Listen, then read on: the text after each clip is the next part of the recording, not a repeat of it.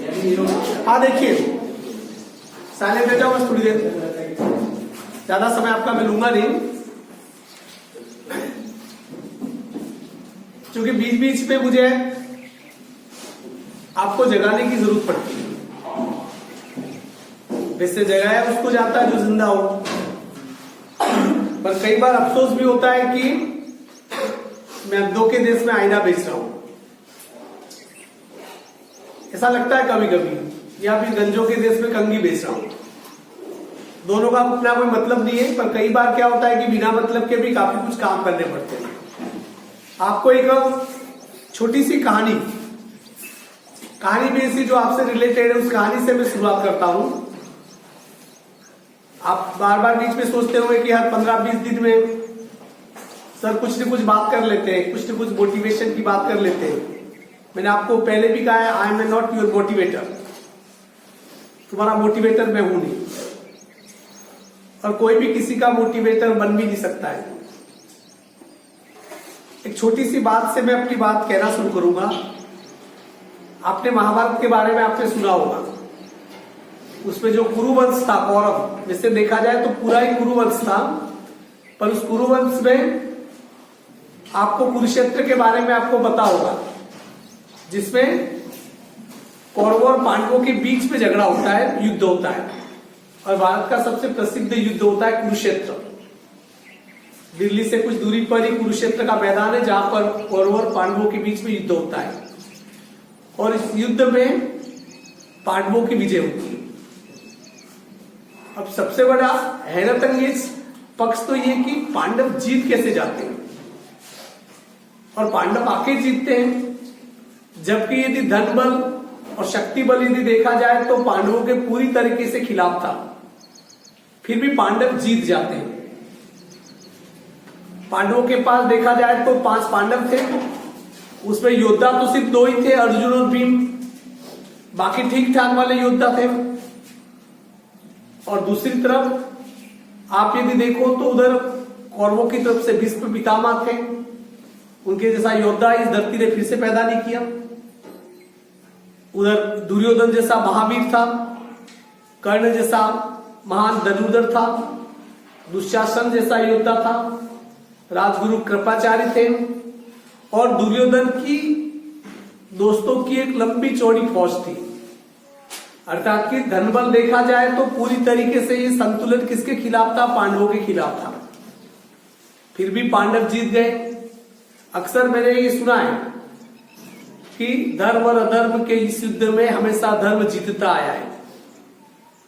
देखिए, धर्म अधर्म की अपनी व्याख्याएं हो सकती है, परंतु धर्म अधर्म ये जो तार्किक व्याख्या है वहां काम नहीं आती है जहां पर युद्ध लड़ा जाता है, क्योंकि युद्ध में यही देखा जाता है कि जिसके पक्ष में शक्ति संतुलन ज्यादा होगा, जो ताकतवर होगा लड़ेगा वही और जीतेगा भी वही। इस हिसाब से तो देखा जाए कौरवों को जीत जाना चाहिए, पर अंततः जो 18 दिन जो युद्ध 18 दिन जो चला उसके बाद कौरव हार गए और पांडव जीत गए। मैं ये नहीं कहता हूं कि पांडवों के पक्ष में धर्म था इसलिए जीते, मेरी व्याख्या कुछ और कहती है।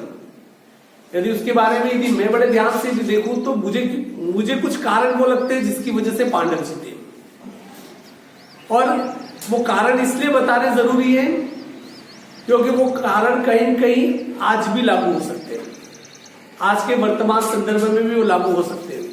अब आप कहोगे महाभारत और हमारे बीच में तो हजारों सालों का गैप पड़ गया है, ये कैसे हो सकता है? पर ये हो सकता है। देखिए, जब पांडवों का जन्म ही जंगल में हुआ था, वो एक लंबी कहानी है, पर आप मान लो उस कहानी के चक्कर में पढ़ूंगा नहीं। पांडवों का जो जन्म है वो जंगल में हुआ था।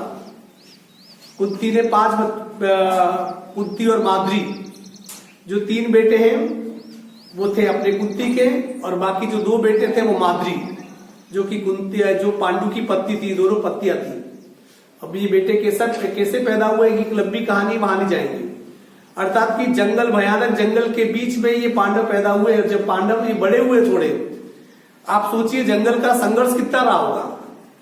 वहां हर सुबह जब आग खुलती है उसके बाद से आपको जंगली जानवरों का सामना करना पड़ता है। वहां अपने आप को जिंदा रखने के लिए आपको रोज लड़ाई लड़नी पड़ती होगी, और वो लड़ाई पांडवों ने बचपन से लड़ ली।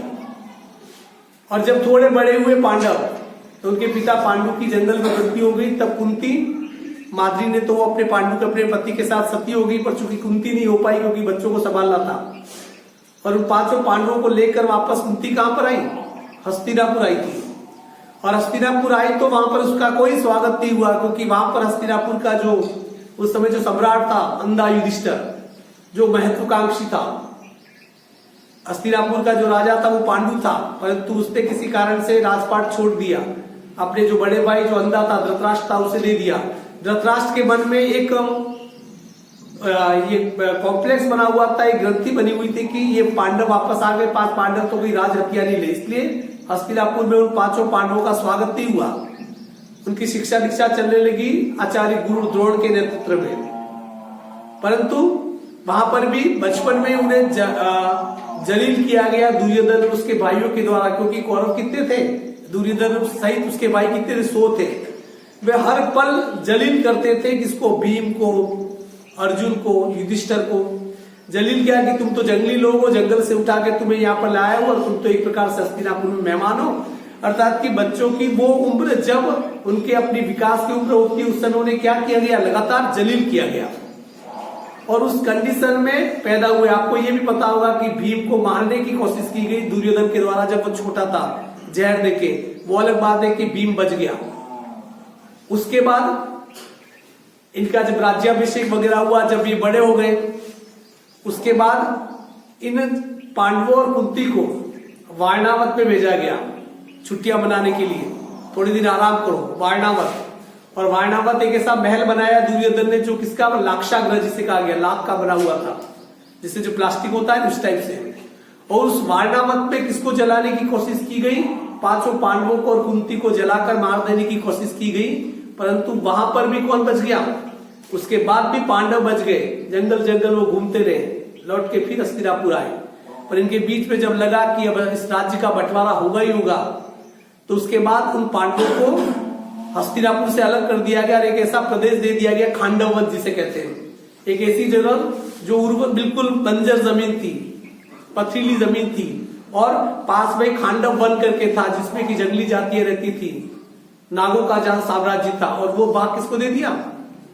युधिष्ठिर इनको पांडवों को दे दिया, परंतु उन्होंने हार नहीं मानी।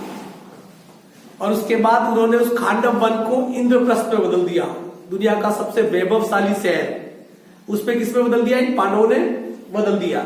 अर्थात कि पांडवों ने वहां पर भी संघर्ष किया। उसके बाद इन्होंने, युधिष्ठिर ने राजसूय यज्ञ किया, उन्होंने दिग्विजय की। पूरे भारत, इस पूरा उस समय भारत को जम्बूद्वीप कहा जाता था। पूरे भारत में सभी राजा लड़े कम, सबको अपना दोस्त बनाया, और उसके बाद राजसूय यज्ञ किया। राजसूय यज्ञ कैसा होता है? जिसमें कि उस व्यक्ति की एक पराक्रमी चक्रवर्ती राजा के रूप में उसकी स्थापना होती है। और उस यज्ञ को इंद्रप्रस्थ में किसने किया? युधिष्ठिर ने किया। दुर्योधन वहां पर वो भी आए, पांडव कौरव भी आए, और जब उन्होंने इंद्रप्रस्थ के उस वैभव को देखा तो अंदर से हिल गया वो दुर्योधन का एक मामा था शकुनी। तब उसने सोचा कि क्या करें, इनका राज हड़प लिया जाए। और फिर शकुनी ने आमंत्रित किया युधिष्ठिर को दूध खेलने के लिए, मतलब कि जुआ खेलने के लिए। युधिष्ठिर कोई अच्छा जुआरी नहीं था, जुआ नहीं खेलता था, धर्मप्रिय व्यक्ति था, परंतु उस राजसभा में जब धृतराष्ट्र ने, जो सम्राट था हस्तिनापुर का, उसने आदेश दिया युधिष्ठिर को कि जुआ खेलो। और जुए के अपने कुछ कानून कायदे होते हैं, जीत या हार नहीं हो, या जब तक अपना सब कुछ आप लुटा नहीं दो, जुआ चलता रहना चाहिए, बीच में रुकना नहीं चाहिए। और शकुनी चूंकि बहुत बड़ा जुआरी था, उसके पासे थे जो थे फेंकने वाले पासे, जो सिर्फ उसकी बातें मानते थे। जुआ शुरू हुआ, युधिष्ठिर अपना सब कुछ हार गया, उसने अपने आप को दांव पे लगा दिया, उसने अपने सभी भाइयों को दांव पे लगा दिया, उसने अपने अस्त्र शस्त्र, हीरे जवाहरात, राजपाट सब कुछ दांव पे लगा दिया। और वो लगातार शकुनी के सामने हारते गए। 5 पांडव वहां बैठे हुए थे, और अंदर के अंदर उनके अंदर एक लावा उबल रहा था। फिर अंततः हारने के लिए उनके पास कुछ नहीं बचा, तो युधिष्ठिर ने अपनी पत्नी द्रौपदी को दांव पे लगा दिया, और वो द्रौपदी भी हार गया। यहां तक बात थी तो कुछ और बात होती, परंतु उस समय दुर्योधन ने और कर्ण ने, दुर्योधन ने आज्ञा दी कि द्रौपदी जो अब हमारी दासी है, जो जुए में हारी जा चुकी है, उसे घसीट के लाया जाए। और उस समय नहा के निकली थी द्रौपदी, बाल खुले हुए, तो उसको वैसे वैसे घसीट के लाया गया। और कर्ण ने भरी सभा में द्रौपदी को वेश्या कहा और उसे निवस्त्र करने के लिए किसको कहा? दुशासन को कहा। परंतु कृष्ण की वजह से, चूंकि कृष्ण द्रौपदी का बहुत अच्छा सखा था, बहुत अच्छे दोस्त थे, इसलिए वहां पर द्रौपदी की लाज बच गई। और वहां से फिर इन पांडवों को 12 साल के लिए वनवास भेजा गया। 12 साल कोई कम समय नहीं होता है। 12 साल वनवास भुगता उन्होंने, और हिमालय की गुफाओं से लगाकर पूरे भारत में वन घूमते रहे। और आप सोचिए कि एक तरफ दुर्योधन जब सत्ता में पल रहा था, हस्तिनापुर में ऐशोआराम से रह रहा था, उस समय पांचों पांडव कहां संघर्ष कर रहे थे? वनों में संघर्ष कर रहे थे। और 1 साल के लिए उन्हें अज्ञातवास भुगतना पड़ा। अज्ञातवास अर्थात कि ये सब कालखंड ऐसा था, उस कालखंड में 2 ही चीजें हो सकती थी, या तो पांडव हार मान जाते, या फिर जो संघर्ष वो कर रहे थे, जो उनके बीच में जो संघर्ष चल रहा था, उस संघर्ष की वजह से वो और मजबूत बन जाते हैं। अर्थात कि जिन पांडवों ने वारणावत की आग को झेल कर जो बाहर निकले, जो जंगलों की खाक छानते रहे 12 साल तक, जो जंगल में दर बदर की ठोकरें खाते रहे, खुला आसमानी उनका घर था, एक प्रकार से जमीनी उनका बिछोला था, और वो 12-13 साल के संघर्ष के बाद जो पांडव उस एक प्रकार से अग्नि परीक्षा के दौर से गुजरे थे, वो हार तो सकते ही नहीं थे। अर्थात कि पांडव यदि जीते कौरवों से, तो कौरवों के पीछे, जीत के पीछे 2 वजह थी। एक तो उनका वो 12-13 सालों का संघर्ष, या उनका जीवन भर का जो संघर्ष, क्योंकि कौरवों की वजह से, दुर्योधन की वजह से उन्हें अपने सत्ता से दूर होना पड़ा था। और दूसरा, कौरवों के प्रति उनके मन में वो नफरत, और नफरत अक्सर जुनून पैदा करती है। और वो जुनून किसके मन में था? पांडवों के मन में था। यदि धर्म पांडवों के साथ होता या नहीं होता, पर इस कंडीशन में जीत किसकी होनी थी? सिर्फ पांडवों की होनी थी। और कुरुक्षेत्र का वो मैदान गवाए कि पांडव जीते। अब आप सोच रहे होंगे कि ये मैं आपको क्यों बता रहा हूं, क्योंकि न तो अभी कुरुक्षेत्र जैसी कोई संभावना लगती है, न आप मुझे पांडव लगते हो, न आप मुझे कौरव लगते हो। आपके बीच में कोई द्रौपदी है नहीं, आपके बीच में कोई शकुनी है नहीं कि जो जुआ खेल जाए, आपके बीच में कोई पितामह, भीष्म पितामह जैसा है नहीं कि जो तटस्थ रह जाए, सब कुछ अपनी आंखों से देखता रहे। ना आपके बीच में कोई हस्तिनापुर का सम्राट, अंधा सम्राट धृतराष्ट्र भी नहीं है। तो फिर ये मैं कहानी आपको क्यों बता रहा हूं? देखिए, युद्ध में जीतता वो है जो अपने दुश्मनों को जितना ज्यादा मारे। जब तक सामने दुश्मन यदि है और वो दुश्मन जिंदा है, तब तक आपकी जीत संभव नहीं। आपको क्या करना पड़ेगा? सरों की गिनती करनी पड़ेगी कि दुश्मनों को कितने सर आपने काटे। आपके पास तो काटने के लिए कुछ है भी नहीं। पर ये मैं कह रहा हूं कि आपके और आपके परीक्षा के बीच में 40 दिन बचे। अब आता हूं मेन पॉइंट पे। कितने दिन बचे? सिर्फ 40 दिन। और पिछले 1.5 साल से जिस पल का आप इंतजार कर रहे थे, उस पल और आपके बीच में सिर्फ कितने दिन बचे हुए? 40 दिन बचे हुए। और 40 दिन में आपको दुश्मनों के सर काटने। दुश्मन आपके सामने है क्या? आप मैथमेटिक आपकी सबसे बड़ी दुश्मन है, इंग्लिश आपकी सबसे बड़ी दुश्मन है, साइंस, सोशल साइंस जो भी देखे, आपकी 6 किताबें, 6 किताबें आपकी दुश्मन है। और आप समझे कि 6 किताबों में से यदि मैं सभी पाठों की गिनती करूं, लेसन वाइज यदि गिनती करूं, तो इसका मतलब ये समझो कि लगभग 200 लेसन होंगे। कुल मिला के कितने होंगे? 200 लेसन, उससे कम। अर्थात कि एक दिन में आपको 5 दुश्मनों के सर उड़ाने हैं। मतलब एक दिन में आपको 5 लेसन तैयार करने हैं। 40 दिन में आपके कितने लेसन कंप्लीट हो जाएंगे? 200 लेसन कंप्लीट हो जाएंगे। 200 संख्या बहुत बड़ी लगती है, पर जब उसे यदि ये मान लिया जाए कि दिन में सिर्फ 5 पाठ ही पढ़ने हैं या 5 पाठों को याद करने हैं, सिर्फ दुश्मन में अपनी तलवार से, तलवार यहाँ पर आपकी क्या है? आपकी कलम ही आपकी तलवार है। और आपको 5 दुश्मनों के सर काटने, मतलब कि आपको 5 पार्ट या 5 लेसन या 5 टॉपिक पर डे आपको क्लियर करने हैं। तो जिस 40वें दिन कुरुक्षेत्र के मैदान में जब आप पेन लेके जाओगे, वही आपके लिए सबसे बड़ी तलवार होगी। आप उस कुरुक्षेत्र को बहुत आसानी से जीत जाओगे। अब रोज 5 पाठ, ये बहुत मुश्किल कामों में से एक है, पर मैं ये कहता हूं कि ये तो बहुत आसान काम में से एक है। 10 घंटे बच्चा पढ़ने वाला 10 पाठ आराम से देख लेता है, याद कर लेता है। समस्या ये कि 10 घंटे तो हम पढ़ नहीं सकते हैं, हम हमारे शरीर को तकलीफ दे नहीं सकते। देखिए मैं ये कह रहा हूं कि मैंने टाइटल लिखा आपको दीपो भव, अपने दीपक खुद बनो। कब तक दूसरों के जलते हुए दीपक को देखकर कब तक उससे अपना अंधेरा मिटाओगे?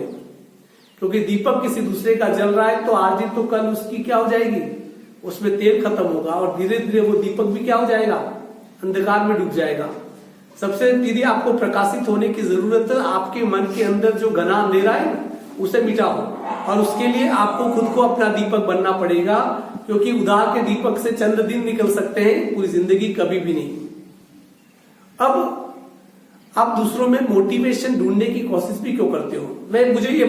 मुझे लगता है कि सबसे बेस्ट मोटिवेटर कौन है आपके लिए? मुझे लगता है कि तुम सबका बेस्ट मोटिवेटर है तुम्हारे पिताजी, योर फादर, और उनसे बढ़कर कोई मोटिवेटर हो ही नहीं सकता है। आप सोचिए, आपके पिताजी आपकी वजह से वनवास भोगते हैं। किसको अपने परिवार के साथ रहना अच्छा नहीं लगता है? आपके पिताजी, कईयों के पिताजी तो 7 समंदर पार होंगे, विदेश में होंगे, कईयों के पिताजी अहमदाबाद होंगे, कई अलग अलग जगह। उनकी इच्छा नहीं होती होगी कि अपने परिवार में अपने बच्चों के साथ रहे, अपनी पत्नी के साथ रहे, पूरा परिवार एक मिलकर रहे, पर वो नहीं रह पाते। उन्हें आप लोगों की वजह से आप लोगों को छोड़कर इतना दूर जाना पड़ता है। क्यों जाते वो? क्योंकि उन्हें पता है कि मैं इतना दूर नहीं गया, ये हम लोगों ने उन्हें वनवास दिया है, हम लोगों की वजह से वो वनवास पे। वो रोज पर डे घर रह सकते पर रह नहीं पाते हैं, उन्हें काम करना पड़ता है, हमसे दूर रहते। क्यों? क्योंकि उन्हें लगता है कि उनके बच्चे जो पढ़ रहे हैं, यदि उन्होंने वनवास नहीं होगा तो शायद उनके बच्चे पढ़ नहीं पाएंगे। और आपके लिए रात दिन वो मेहनत करते हैं। उससे बड़ा मोटिवेटर कौन हो सकता है? जब भी कभी लगे कि आप 5, 7, 8 घंटे नहीं पढ़ पा रहे हो तो एक क्षण के लिए आंख बंद करके अपने पिता के बारे में सोच लीजिए। जिस समय आप गहरी नींद में सो रहे होंगे उस समय आपके पिताजी 10-15 घंटे की कड़ी मेहनत कर रहे होंगे, कुछ काम कर रहे होंगे, अपना वो खून पसीना बहा रहे होंगे। उनको ये भी पता नहीं होता है कि कब उनके पास खाने का समय, पानी पीने का समय, पर जुनून के साथ वो काम में लगे रहते हैं, क्योंकि उन्हें लगता है कि उनके बच्चे कुछ कर गुजरेंगे। सबसे बड़ी बात ये है, तो मुझे बताओ कि उस पिता से ज्यादा बड़ा मोटिवेटर कौन हो सकता है? किसी के पिताजी खेतों में मजदूर कर रहे हैं, किसी के पिताजी कहीं सड़कों पे काम करने के लिए जा रहे हैं, किसी के पिताजी कहीं अहमदाबाद की होटलों में काम कर रहे होंगे। उनसे बड़ा मोटिवेटर कहां ढूंढने जाओगे? कहां तुम्हें प्रेरणा लेने की, कहां एकलव्य चाहिए, कहां अर्जुन चाहिए? वो जिस युग में थे वो युग अलग था। आपके लिए तो आपके मोटिवेटर, जिससे कि आपके अर्जुन, एकलव्य वगैरह सब, गुरु द्रोण वगैरह सब, योर फादर। दूसरा सबसे बड़ा मोटिवेटर हो सकता है योर मदर, आपकी माँ, जो रात दिन आपके लिए खपती है, आपसे पहले उठ जाती है और आपके बाद में सोती है। शायद आपको जिस तकलीफ का सामना करके वो सब कुछ करती है। यदि 8 बजे भी आप पढ़ने के लिए आ रहे हो तो आपके आने के पहले वो टिफिन बना के तैयार कर देगी, टिफिन बनाकर आपके लिए वो सब कुछ करती है। तो घर में जो माँ 24 आवर हमारे साथ रहती है, वो हमारी मोटिवेटर क्यों नहीं हो सकती है? आपको नहीं लगता है कि इस माँ की नजरों में मैं सम्मान का पात्र हूं? या मेरे पिताजी जो मुझसे इतने दूर है, जो मेरे लिए रात दिन खप रहे हैं, उनकी नजरों में मेरे लिए सम्मान हो? आप अपने माँ बाप की नजरों में सम्मान कमा कैसे सकते हो? आपके पास एक ही तो जरिया है, आपकी 10वीं की मार्कशीट। आप यदि 10वीं बहुत अच्छे नंबरों से पास होते हो तो आप यकीन मानिए, सबसे ज्यादा दुनिया में यदि किसी को खुशी होगी तो आपके माँ बाप को होगी। भले आपके माता पिता भले गांव में कहीं बाहर निकलते नहीं हो, पर जिस दिन 90% किसी बच्चे के आ गए, वो दिन में 4 या 5 बार जानबूझ के गांव में जाएंगे, क्योंकि पहली बार लगता है कि मेरे बेटे ने कुछ किया है। वो सम्मान बहुत बड़ी बात होती है, और उस सम्मान की अपेक्षा आपके माँ बाप आपके लिए करते हैं। क्योंकि यदि आप में से यदि कोई फैल भी हो जाता है तो कभी वो पलट के आपकी तरफ देखेंगे नहीं, फिर भी आप उनके लिए बेटे और अच्छी बेटियां ही बनी रहोगी, कहेंगे कुछ भी नहीं, पर कहीं कि उनका मन टूटेगा, और वो टूटा हुआ मन है, शायद उसकी भरपाई आप लोग अपनी जिंदगी में कभी कर नहीं पाओगे। कहने का मतलब ये कि दूसरों में मोटिवेशन ढूंढने की आपको जरूरत है। आपके पास सिर्फ 40 दिन बचे हुए। सिर्फ कितने दिन? 40 दिन। अब 40 दिन 2 ही तरीके आए, that you can waste it और यू कैन क्रिएट इट। या तो इसे वेस्ट कर दीजिए, या इसे क्या कर दीजिए, कुछ नई ऊर्जा इससे आप पैदा कीजिए। मैं ये बता रहा हूं कि समय बर्बाद तो कोई भी कर सकता है, क्योंकि समय को बर्बाद करने के लिए कुछ करना नहीं पड़ता है। आप देखिए, समय जो सबसे कीमती है, उसे बर्बाद करने के लिए आपको कुछ करना ही नहीं पड़ता है। आप एक जगह पे खाली बैठे रहो, समय अपने आप बर्बाद होगा। पर कुछ करने के लिए समय यदि आप बर्बाद नहीं करना चाहते हो तो आपको एनर्जी कुछ करना पड़ेगा। वो करना बहुत मुश्किल काम नहीं है।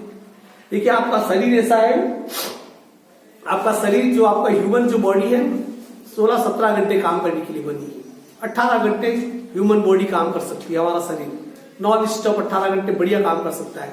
हमें सिर्फ नींद चाहिए 6 घंटे की। अपने आप से आप एक सवाल कीजिए, जो आपका जो इंसानी शरीर है उसके साथ कितना इंसाफ आप लोग कर रहे हो। मैं लाख कुछ कह दूं, पढ़ने वाले ऐसे भी जो 10-12 घंटे पढ़ सकते हैं, पर मैं उतना तो कभी कह ही नहीं रहा हूं, मैं तो थोप भी नहीं रहा हूं। मैं कह रहा हूं कि 4 से 5 घंटे पढ़ लीजिए, पर आपको कोई फर्क नहीं पड़ता है। देखो आपके माँ बाप का पैसा वेस्ट होता है और सबसे ज्यादा आपके रिजल्ट का फर्क भी उन्हें ही पड़ेगा। क्योंकि एक पिता जिसको पता है कि 12 से 13 घंटे किसी फैक्ट्री में काम करके या मजदूरी करके अपना पसीना अपना खून जलाकर उसने बड़ी मुश्किल से वो 15-20 हजार रुपए इकट्ठा किया होगा, जिससे आपकी फीस भरी होगी, और जब आप फेल हो जाते हो या सेकंड डिवीजन पास होते हो, ऐसा कुछ होता है, नंबर कम आते हैं, उसका जी जलेगा कि यार मेरे जो 20,000 रुपये वो पानी में गए, उससे मुझे कुछ खास मिला नहीं। कभी उसके बारे में अपने उन पिता के बारे में जरूर सोच लेना। मतलब कि आपकी वजह से आपके पिताजी या आपकी माँ को ये लगता है कि हम तो अभागे हैं, हमारे तो भाग्य नहीं है, क्योंकि बच्चा कुछ कर ही नहीं रहा है, बच्ची कुछ कर ही नहीं रही, जिनसे इतनी हम अपेक्षाएं कर रहे हैं, जिनसे हमने इतनी उम्मीदें लगा रखी है। और आपके रूप में जब उनकी उम्मीदें टूटती हैं, और उम्मीदों का टूटना बहुत भयानक होता है, ये रिपेयर नहीं होती है। जब सपने जब टूटते हैं, किसी चीज कोई चीज टूट जाए तो उसे फेविक्विक से 5 रुपए के फेविक्विक से आप क्या कर सकते हैं, आप उसे रिपेयर कर सकते हैं। पर जब किसी की उम्मीद टूटती है, दुनिया में कोई फेविकोल और फेविक्विक नहीं बनाए जो उन उम्मीदों को जोड़ ले। और आपके पास यही समय है, या तो उन उम्मीदों को तोड़ो जो आपके माँ बाप ने लगाई है पिछले 15 सालों से। क्योंकि माँ बाप आपको यदि प्राइवेट स्कूल में पढ़ा रहे हैं तो वो पहली दूसरी के लिए नहीं पढ़ाते, वो 10वीं के लिए पढ़ाते हैं कि हमारा बच्चा 10वीं तक आते आते बेस्ट करेगा। अर्थात कि आप यदि अपनी माँ बाप की उम्मीदें तोड़ोगे तो उनकी 15 साल की उम्मीदें और 15 साल का वो पैसा है, उन सभी के ऊपर आप उठाघात करोगे। और यदि आपने बहुत अच्छा कर दिया तो सोचिए कि आगे की जिंदगी तो बहुत ही वो होगी।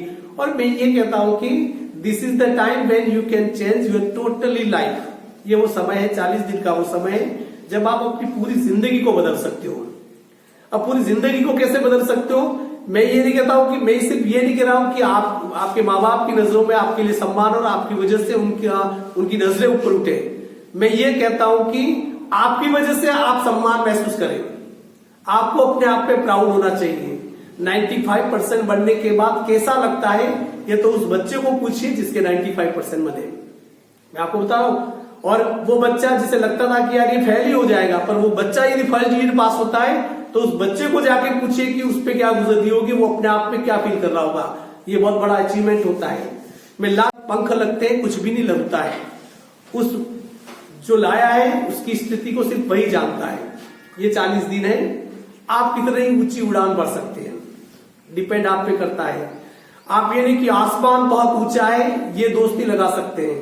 सिर्फ दोस्त ये होगा कि आपके पंख बड़े कमजोर थे, इसलिए आप इतनी ऊंची उड़ान नहीं भर सके।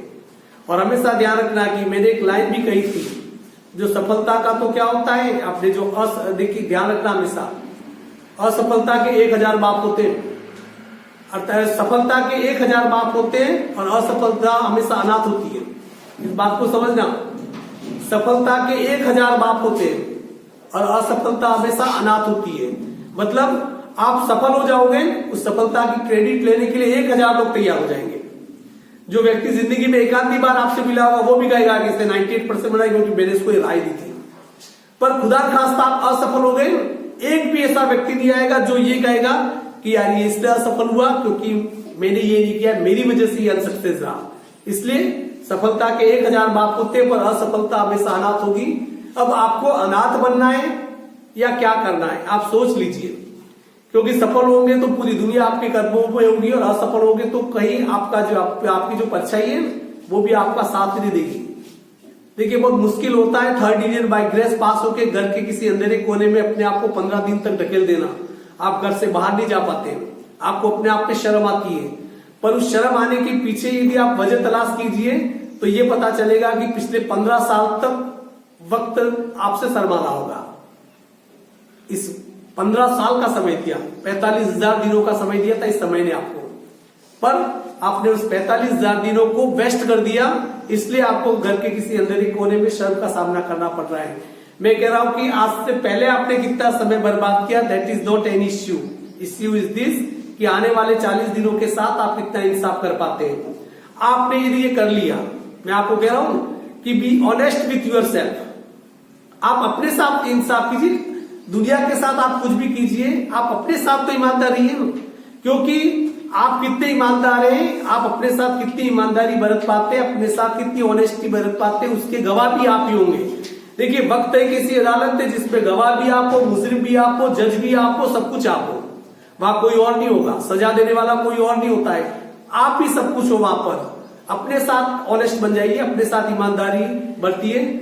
आप यदि 6 या 7 घंटे का टारगेट लगाते हैं और 6 या 7 घंटे आप नहीं पढ़ते हैं, तो इसका मतलब आप अपने साथ बेईमानी कर रहे हैं। और आपके अंदर बैठा हुआ आपका जो जमीर है, जो आपका जमीर है, वही आपका जज है, वही आपको कहेगा कि बेटा तूने 7 घंटे का प्रॉमिस किया था, पढ़ रहा है सिर्फ 2 घंटे या 3 घंटे, तो अपने साथ ही धोखा कर रहा है। और उस धोखे के बारे में, उस बेईमानी के बारे में तुम अपने आप बहुत बेहतर ढंग से जानते हो। इसलिए मैं कह रहा हूं, अपने साथ ईमानदार बनिए। और जो 40 साल खुद के साथ जी लिया, सिर्फ खुद के साथ, जिन 40 दिनों तक जो व्यक्ति खुद के साथ और अपनी उन 6 किताबों के साथ जो जी गया, उसे दुनिया की कोई ताकत परसेंटेज बनाने से रोक नहीं सकती है।